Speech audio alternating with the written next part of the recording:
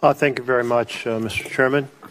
I wanted to ask you, Mr. Lando, is President Trump a Russian asset? Absolutely not, Senator. He's the President of the United States, duly elected by the American people. Well, the reason I ask is many people back home have been asking me this question. And they say, if he was an asset, we would see exactly what he's doing now. For example, he proceeded to forward or express from the Oval Office propaganda that has been Russian propaganda, that Ukraine started the war, that Zelensky is a dictator. Second of all, he gave away key things on the negotiating table before the negotiations even started, ensuring U.S. would absolutely oppose any possibility of NATO membership for Ukraine. Third, he's cut off the arms shipments to Ukraine, completely undermining their ability against a massive neighbor next door with short supply lines and huge resources.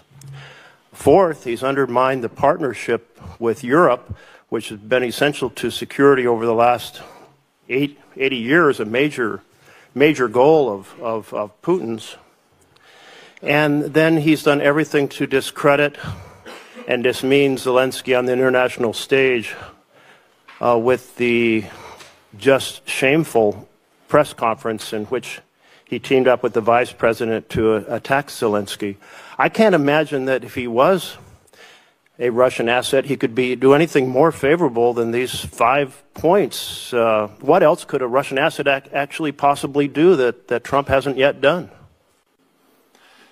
Senator, the president has made it absolutely clear that his top priority is to try to bring peace and end an absolutely savage war. I know you're familiar with the savagery. This is turning into World War I style trench warfare now in eastern Ukraine.